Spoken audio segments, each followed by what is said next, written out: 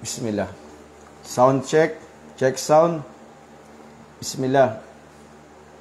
A'udhu billahi minasyaitanir rajim. Bismillah walhamdulillah. Wassalatu wassalamu ala asyrafil anbiya'i wal mursalin. Sayyidina wa habibina Muhammad wa ala alihi wa ashabihi wa man tabi'ahum bi ihsanin ila yaumiddin. Amma ba'du. Rabbi israli sadri wa yasimri amri wahlul 'uqdatan min lisani yafqahu qawli.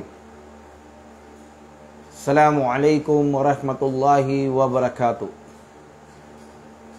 Katotohanan, ang lahat ng pagpupuri at pagdadakila ay nauukol lamang para kay Allah subhanahu wa ta'ala, ang Panginoon ng sanlibutan. Tayo'y pumupuri, sumasamba, humihingi ng gabay, kapatawaran, laban sa kasamaan ng ating mga sarili. Kung sino man ang patnubayan ng Allah subhanahu wa ta'ala sa matuwid na landas sa reliyong Islam, ay walang makapagliligaw sa Kanya.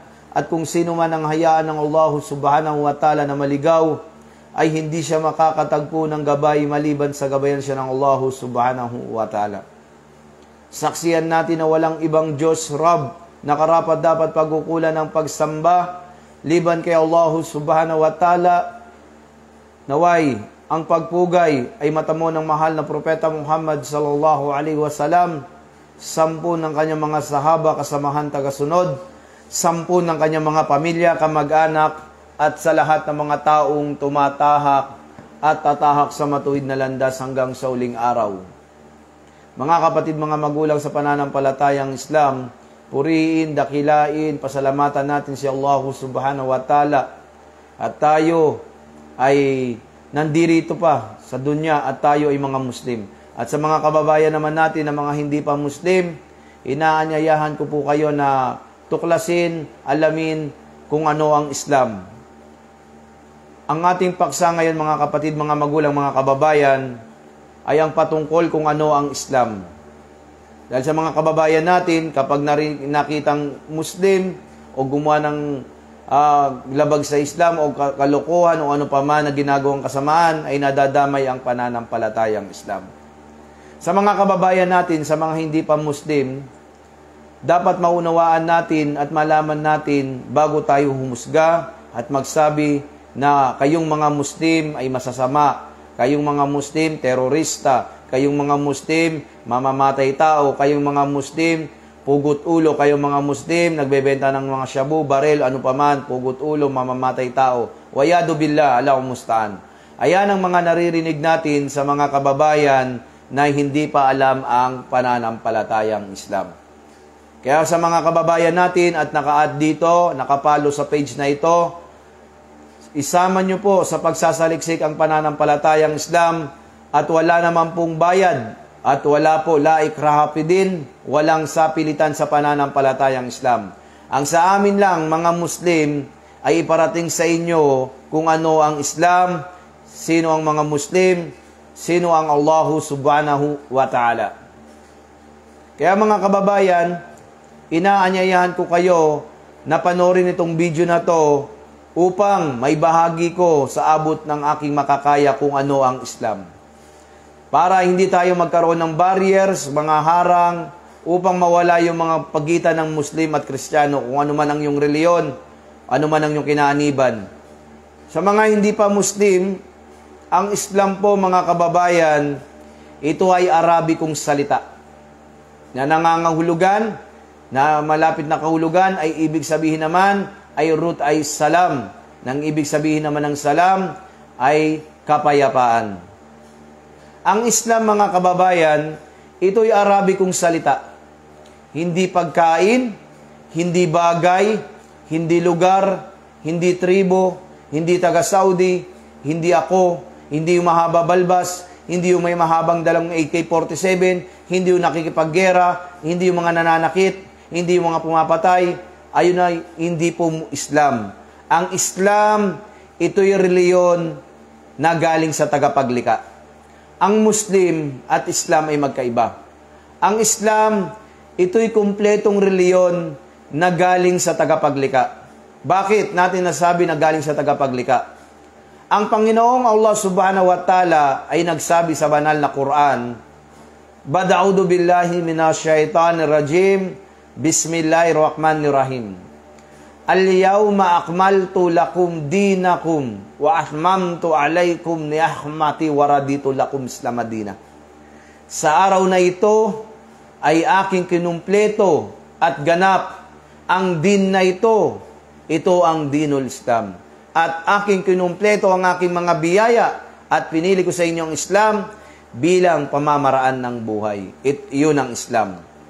Kaya kapag kayo may nakita kayong mga kababayan na gumagawa ng krimen, labag sa Islam, mamamatay tao, nagbebenta ng shabu, barel, o ano pa man, nakikita nyo kasamaan o kasalanan ng isang tao, tandaan nyo, hindi po kasalanan ng pananampalatayang Islam.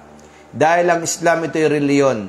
Ang Muslim, ito yung tao na nagkakasala, nagkakamali. Lahat po naman tayong tao ay nagkakasala, nagkakamali. Kaya wag natin i-address kapag nakasala si Muslim Pulan, si Pulano, Pulana, si Muslim, nakala natin, ayun na ay gawain ng mananampalataya at gawain ng pananampalatayang Islam. Sa Islam po, mga kababayan, meron pong binubuo na 5 haligi. Ito ay tinatawag na 5 pillars in Islam. Ano po yun? Yung una, yung pagbabalik loob, pagsasyahada, panunumpa, pagsaksi mo, pagkilala mo sa tunay na tagapaglikha, walang iba kundi si Allah subhanahu wa ta'ala. Shahadatain. Ayun yung unang haligi. Ito po mga kababayan, upang malaman natin kung ano ba'y napapaloob sa pananampalatayang Islam. Pangalawa, yung tinatawag na as-salah, pagdarasal ng 5 beses. Ang bawat Muslim ay nagdarasal saan man sulok ng daigdig. Ito po'y 5 beses. Sa madaling araw, sa tanghali, sa hapon, sa takip silim at gabi. Ayun po yung ikalawang haligi ng pananampalatayang Islam. Yung pagdarasal. Pangatlo, yung tinatawag na as-saka. Yung charity. Yung, for example, ang isang Muslim ay meron siyang 100,000 at siya ay may kakayanan, yung 2.5% ay itutulong niya sa mga mahirap. Pang-apat, na haligi ng pananampalatayang Islam, ito yung pag-aayuno, as-siyam, Ramadan. Yung pag-aayuno sa buwan ng Ramadan, pagpapasting. Ito po'y ginawa ng mga sugo at propeta. Okay? Panglima po, yung pag-hajj, pilgrimage, pilbait, hajj bait. Yung paglalakbay sa bahay dalanginan ay po'y tinatawag na Kaaba sa Saudi Arabia. Okay? Ayun po yung 5 haligi sa pananampalatayang Islam. Kaya kung meron kayong mga nakikita o na sinasabi na ang mga Muslim ay masasama, hindi po tinuturo sa amin ang kasamaan. Dahil dito sa mundo, sa amin ang tungkulin lang natin bilang tao, lahat tayo ay nilikha ng Panginoon upang sambahin lamang ang tunay na tagapaglikha. Ano ba yung purpose natin mga kababayan? Ano ba yung layunin natin?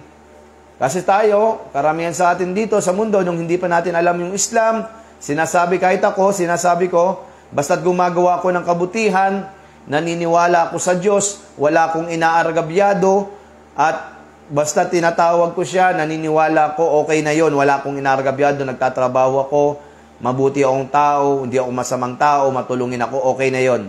Ayun ay tama. Pero, ang pinaka dapat malaman natin mga tao, mga kababayan, hanggat nandito pa po tayo sa mundo, ang purpose ng pagkalika, ng tagapaglikha ng Allah subhanahu wa ta'ala sa atin dito sa mundo, ay upang sambahin lamang siya at bukod tangi at wala ng iba pa.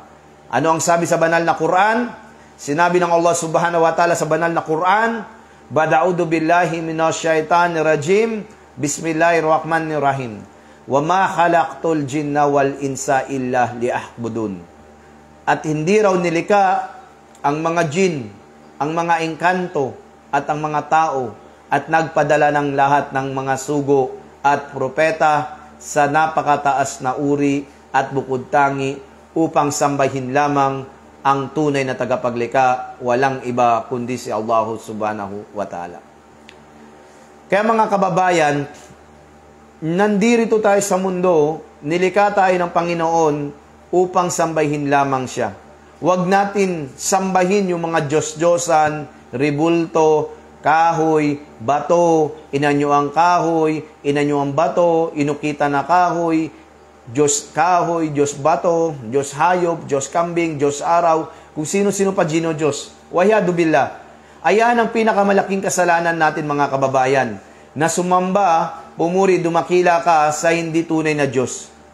Tayo, pinanganak, sabi ni Juan de la Cruz, ang mga kababayan natin, basta pinanganak ako, kung saan ako pinanganak, doon na ako mamamatay. Mali pong paniniwala yung mga kababayan. Dahil mga kababayan, ang pinakamalaking kasalanan natin na magkakaroon tayo ng ibang Diyos maliban sa tagapaglikha na tunay.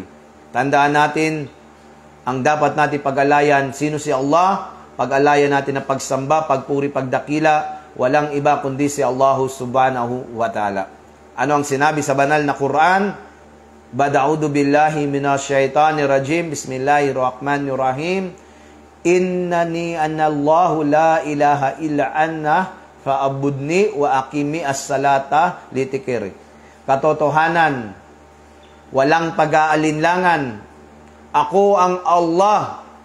Walang sinuman ang may karapatan at karapat dapat sambahin bukod sa akin.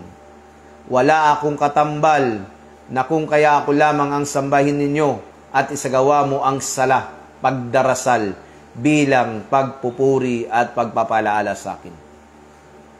Kaya mga kababayan, hanggat may oras, hanggat may buhay pa tayo, nandirito po kami mga Muslim, pinararating po namin sa inyo ang Islam upang sa kabilang buhay ay wala na po kaming pananagutan. Bakit? Hindi po kami nagre-recruit. Hindi po nangangailangan ng miyembro. Kahit ako po, kahit sino sa amin, hindi po kami kailangan ng pananampalatayang Islam. Bakit po? Dahil tayo ang nangangailangan sa pananampalatayang Islam. Kaya nasabi natin, ang Islam, ito'y gabay sa sanlibutan, pamamaraan ng buhay. Saan sinabi ito sa banal na Quran? Sinabi ng Allah subhanahu wa ta'ala sa banal na Quran, Al-yawma akmaltu lakum dinakum wa atmamtu alaykum ni'ahmati wa raditu lakum Islam Madina. Sa araw na ito ay aking kinumpleto at ganap ang din na ito at aking kinumpleto ang aking mga biyaya at pinili ko sa inyo ang Islam bilang pamamaraan ng buhay. Ang Islam, mga kababayan, nabanggit natin kanina, ay yung 5 haligi, yung una sa lahat, tandaan po natin mga kababayan, kapag tama yung kinaaniban mo, dapat walang tagapamagitan, walang stopover. Kaya kami mga Muslim, diretso kami sa tagapaglikha, walang iba kundi si Allah subhanahu wa ta'ala. Hindi kami dumadaan sa Diyos bato, Diyos kahoy, Diyos hayop, Diyos araw, o ano pa mang Diyos na sinasamba ng mga tao. Wayadu billah. Kami ay hindi kami dumadaan sa Diyos Ama, Diyos Anak, Diyos Espiritu, o kahoy, o bato, o ribulto, o engkanto, o ano paman, o apoy, o araw, o bituin, o buwan. Ang sinasamba namin, siya yung tagapaglikha, siya yung naglikha, at sa kanya tayo ay magbabalik. Tandaan natin, dito sa mundo mga kababayan, paalaala pa yung una po sa aking sarili, sunod sa inyo. Ako po ay nagbabahagi lang at nag-aanyaya, laging nagdadawa, ipinararating dahil ito'y tungkulin ng bawat Muslim. Iparating, ipahayag na kahit isang bersikulo o aya mula sa Quran. Sinabi ng Propeta Muhammad sallallahu alaihi wasallam, Balighu ani wala uaya. Balighu ani wala uaya. Ipahayag, iparating na kahit isang bersikulo o aya mula sa Quran. At tandaan natin, kung tayo ay naghahanap, mga kababayan, kung tayo po ay naghahanap ng tunay na tagapaglikha at tunay na pagsamba at tunay na reliyon, isama niyo po sa pagsasaliksik ang pananampalatayang Islam. Dahil nasa Islam ang gabay at katotohanan. Bakit? Sa Islam, meron pong batayan na galing sa Quran na talagang sinabi ng Panginoong Allah subhanahu wa ta'ala, nababasa ito sa Quran, mayroon pong batayan. Ano ang sabi sa banal na Quran? Na ang Diyos, ang Panginoong Allah subhanahu wa ta'ala, ay nag-iisa. Hindi siya ipinanganak, hindi siya nagkaanak, at lalong hindi siya pwedeng magkaanak. At sa kanya ay walang mahahalin tulad. Sinabi ng Allah subhanahu wa ta'ala sa banal na Quran, Bada'udu billahi minasyaitanir rajim, bismillahirrahmanirrahim. Sa ngalan ng Allah, ang mapagpala, ang mahabagin. Kul huwallahu ahad. Ipahayag, si Allah ay nag-isa. Allahus samad. Allah ang walang hanggan, ang ganap sandingan ng lahat. Lam yalid walam yulad. Hindi siya ipinanganak at hindi siya pwedeng magkaanak. Walam yakullahu kufuwan ahad. At sa kanya ay walang mahahalin tulad. Siya ang Allah. Walang katangian. Kapag ang Diyos mo, kababayan, nanganganak, pinako, natulog, kumain, subhanallah, hindi po tunay na Diyos yan. Yan po ay huwarang peking Panginoon. Tandaan natin, insyaAllah, hanggat nandito tayo sa mundo ay maging maayos ang ating pagsamba. Kung tayo naghahanap ng totoong Diyos o Panginoon na dapat sambahin ay walang iba kundi si Allah subhanahu wa ta'ala. Sa amin, iparating lamang ang Islam. Hindi po ako nakikipagdebate at lalong hindi po ako nakikipagtalo sa inyo. Ang sa akin lang, upang wala na rin po kaming pananagutan dahil ito'y tungkulin ng bawat Muslim. Ang iparating sino si Allah, ano ang Islam, sino ang mga Muslim. Para sa kabilang buhay ay wala na akong pananagutan. Pwedeng ako, ikaw, sila o tayo ay mawala na sa dunya, sa mundo. Tandaan po natin mga kababayan, temporary lamang po tayo rito sa dunya, sa mundo. Napakabilis ng ating buhay. Para lang tayo dumadaan dito. Hindi natin alam kung hanggang kailan po tayo mananatili rito sa mundo. Kaya hanggat nandito po tayo sa mundo, sa dunya, ay gumawa tayo ng mga papuri, pagdakila, pagsamba, at tunay na takot sa tunay na tagapaglikha. Ayun ay walang iba kundi sa Allah subhanahu wa ta'ala. Paano? Paano kaya yakap mga kababayan? Paano ka magbabalik loob? Ako po ay balik Islam at dating Katoliko na yumakap sa pananampalatayang Islam. Tanggap ba rito, brother? Kapag may tato, tanggap ba dito kahit masama, kahit labas pasok sa kulungan, kahit nakapatay ng marami? Tanggap po ba rito sa Islam? May nagtanong, mga ganitong senaryo, tanggap ba? Patatawarin ba ako ng Panginoon? Opo, tatanggapin niya ng Panginoong Allah subhanahu wa ta'ala. Kahit kasing laki ng mundo, ang kasalanan mo, kababayan, ito'y tatanggapin ng Allah subhanahu wa ta'ala. Basta taos puso, pumasok ka sa Islam, at sinuko mo ang iyong sarili sa Allah subhanahu wa ta'ala, at maniniwala ka sa huling sugo na si Propeta Muhammad sallallahu alaihi wasallam. Kapag isinuko mo ang sarili mo sa tunay na tagapaglikha at naniwala ka sa huling sugo na si Propeta Muhammad sallallahu alaihi wasallam at ito'y sinundan mo ng pag-aaral, at yon mga kababayan, sa wikang Arabic, bibigkasin mo to. Kailangan maunawaan mo na ang pagbabalik Islam, kahit kasi lang laki ng mundo ng kasalanan mo, ay patatawarin ng Allah. Basta susundan mo ito ng taus-pusong pag-aaral. Bakit? Ang pagbabalik Islam po mga kababayan, ito yung unang haligi ng pananampalatayang Islam. Yung shahada. Walang lubugan ng tubig, walang bendisyon, walang babayaran. Ito'y kusang loob at voluntaryo ka at isusuko mo sa tunay na tagapaglikha. Manunumpa ka na wala kang ibang sasambahin maliban kay Allah. Okay? At yun po, kababayan, ay yun ang susi. Paano? Ito'y sign na may nag-iisang Diyos. Sasabihin mo, susundan mo yung nagpapasyahada sa'yo. Kahit kanino pwede ka magsyahada at taus-puso ka at kailangan alamin mo rin kung ano yung Islam.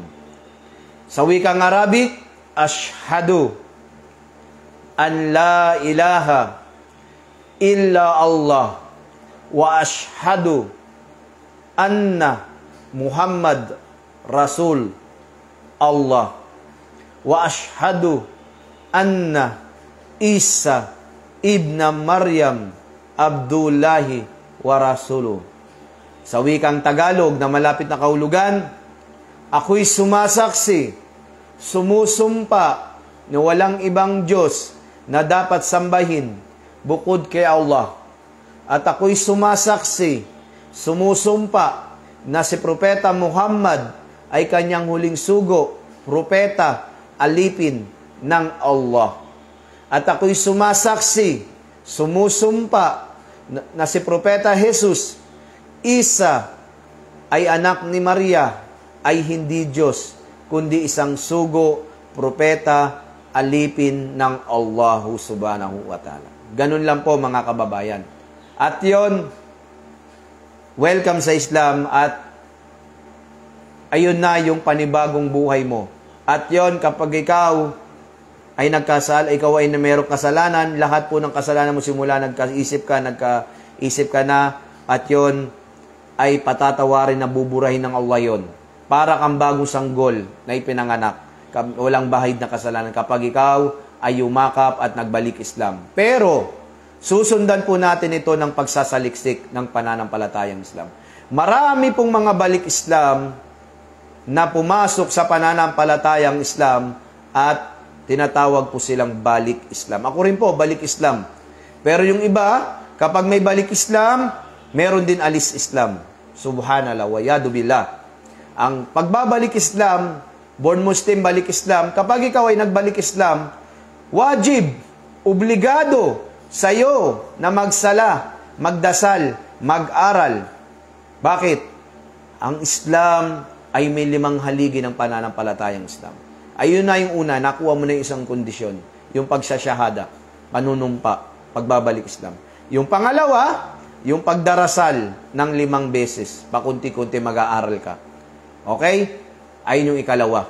Pangatlo, ay yung pagbibigay ng charity, saka. Pang-4, yung pagpapasting, pag-aayuno. Pang-5, yung pag-hajj, pagdalaw sa bahay, dalanginan kung ikaw ay may kakayanan. Pero, dapat, aatin ka sa masjid, mag-aaral ka, magsasaliksik ka, makikinig ka sa mga ulama, sa mga scholar, at 2 lang po ang sineselebrate sa pananampalatayang Islam.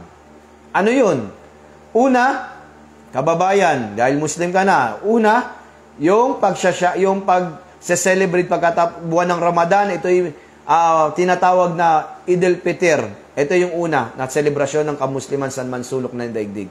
Pangalawa, yung tinatawag na Eid al-Adha, yung pag-celebrate. 2 lang po ang sineselebrate sa pananampalatayang Islam. Opo, 2 lang po. At tandaan natin, kapag ikaw ay nagbalik Islam, susundan mo to ng pagsasaliksik. Shoutout muna tayo sa mga viewers natin, sa mga kapatiran. Assalamualaikum warahmatullahi wabarakatuh. Ryan Laurora, JR Kamindan, Diaw. Alhamdulillah. At sa mga watching, jazakumullahu khair. Pakishare po itong videos na to, mga video natin sa da'wah upang makakuha kayo ng gantimpala. Ito'y sadaqah jariyah rin. Kasi kapag may natuto, may nagbalik Islam po rito, ay kasama po tayo sa gantimpala. Naam, taib. Obligado, ay pagpatuloy natin, obligado na magsaliksik, mag-aral sa pananampalatayang Islam. Sinabi ni Propeta Muhammad sallallahu alaihi wasallam, talabul ilmi paridatun ala kulli muslimin wa muslimah.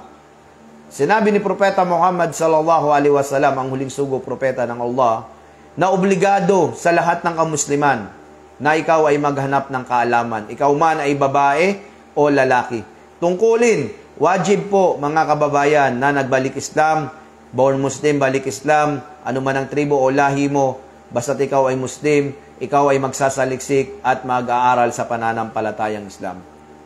At sinabi pa ng an Abi Hurairah radhiyallahu anna Rasulullah sallallahu alaihi wasallam qal wa man salaka tarikan yaltamisu fihi ilman sallallahu lahu fihi tarikan ilal jannah.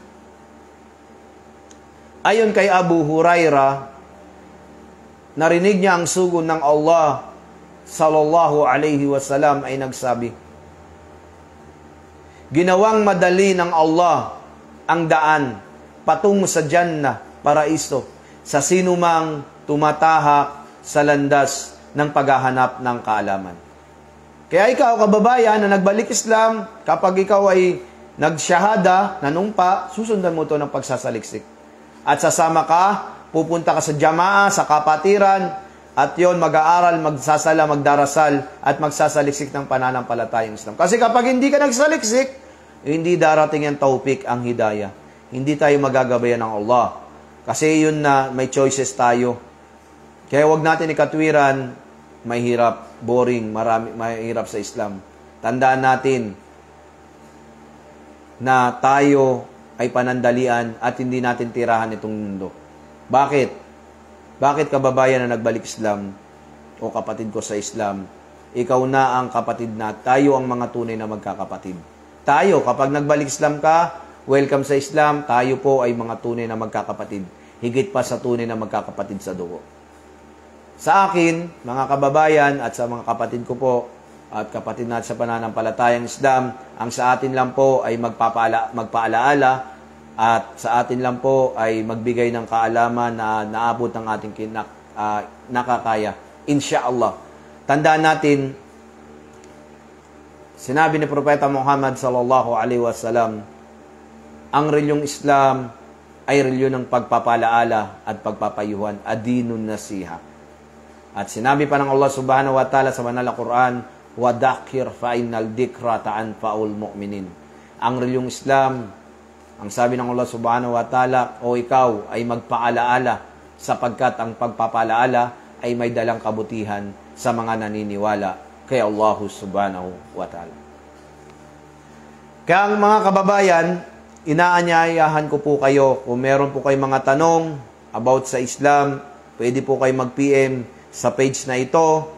Nandiyan po, ako po yung admin, ako po si Abdul Rashid Pabre, Balik Islam. At nandiyan po yung personal number ko, 0915-902-6893. At nandiyan naman po yung ating personal account, Ramon Oshel Pabre Jr., Balik Islam, Abdul Rashid Pabre, pangalan ko sa Islam. At itong page na to ay ginagamit po natin para may parating sa inyo ang Islam ng libre, la ikraha din, walang sapilitan sa Islam. At sa mga kapatid ko sa Islam, suportahan niyo po ako sa landas ng Allah subhanahu wa ta'ala. Dua man o share nyo yung video about sa Islam at naway kung ako'y maraming kasalanan, patawarin ako ng Allah subhanahu wa ta'ala. Tandaan natin, tayo ang mga magtutulungan magkakapatid. Bakit? Bakit tayo? Dahil wala tayong ibang gagawin dito sa dunya, sa mundo, kundi magsipag-unaan sa pagsasagawa ng mga mabubuting gawa. Sinabi ng Allah subhanahu wa ta'ala sa banal na Quran, "Faistabiqul khairati." At kayo ay magsipag-unahan sa mga mabubuting gawa. Kaya kapag may nagkasala, nagkamali ng Muslim, i-PM natin, i-share natin o payuhan natin, kausapin natin, tawagan natin. Huwag natin tayo maglibakan o magnamima o magchismis o away, gulo. Kasi walang patutunguhan, masasayang lang mga kapatid ko sa Islam ang mga nagagawa nating kabutihan. Inshallah, suportahan nyo po ang ating da'wa at ang ating masjid. Nandito tayo ngayon sa Masjid Liwanag upang magtuloy-tuloy. Ito'y sadaka jariyah. Kapag may nagbalik Islam dito at mayroon kang sinadaka, sadaka jariyah, nagpagawa ka ng masjid, tumulong ka sa masjid, ikhlas na para kay Allah subhanahu wa ta'ala. Sa isang hadith nabanggit na وَمَنْ سَلَكَ مَنْ بَنَى لِلَّهِ مَسْجِدًا صَغِيرًا كَانَ أَوْ كَبِيرًا بَنَّى اللَّهُ لَهُ بَيْتًا فِي الْجَنَّةِ.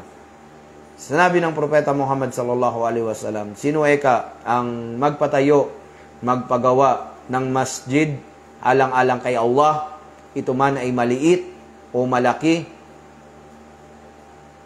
ay patatayuan siya ng bahay sa paraiso. Yung sadaka jariyah, huwag tayong manghinayang dyan. Ito'y tulong natin sa ating kubur sa Hayatul Barzakh para meron tayong mabaon sa ating libingan. Yung pagpapagawa ng masjid, pagtulong sa kapatiran, sadaka, pagpapaaral.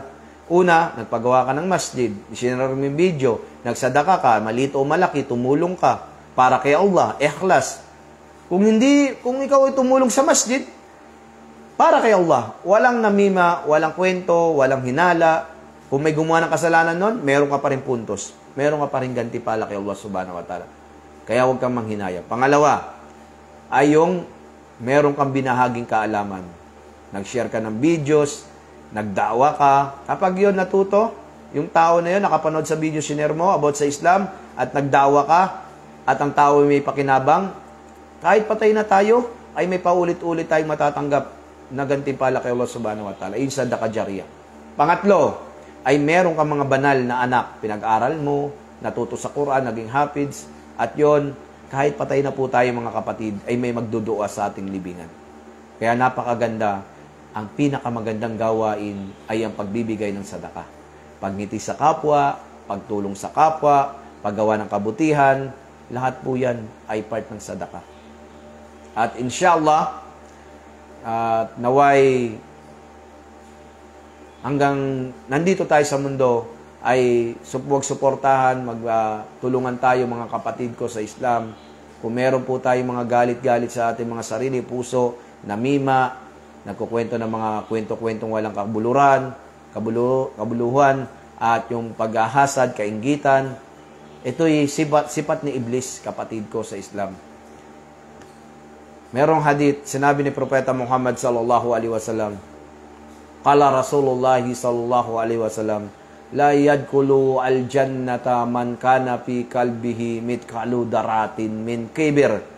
Sinabi ni Propeta Muhammad sallallahu alaihi wasallam, at siya sa kanyang puso na may bigat na kasing laki ng isang buto ng mustasa ng pagmamataas ay hindi siya makakapasok sa Jannah paraiso. Sipat ni Iblis yan na pagmamataas. Magtulungan po tayo. Huwag mo sabihin, ay, balik Islam ka lang. Marami tayo na-encounter. Balik Islam ka lang. May tattoo ka. Hindi ka Muslim. Wayadu billah. Parang siya yung tagapaglika. Masamang gawain yan. Dinaig mo pa ang tagapaglika. Ang may karapatan sa atin si Allah. Wala kang karapatan, magpayo. Pero sasabihin mo, balik Islam ka lang. Masama po yun, kapatid, kababayan. Ayan po. At yon sa atin ay pagbabahagi lang po ano ang Islam, sino ang mga Muslim, sino si Allah subhanahu wa ta'ala. At hanggang dito na lang po mga kababayan, mga kapatid ko sa Islam, binabati ko kayo ng magandang araw sa mga kababayan natin na mga hindi pa Muslim. Kung ako man ay nakapagbitaw ng mga masasakit na salita, ito'y parang pawang katotohanan dahil ang Islam ay dinul haq, pagsasabi ng katotohanan. At hanggang dito na lang sa mga minamahal kong kapatid ko po sa Islam. Subhanakallahumma bihamdik wa asyhadu an la ilaha illa anta astaghfiruka wa atubu ilaik wa akhiru dawana innal hamdulillahi rabbil alamin. Assalamu alaikum warahmatullahi wabarakatuh.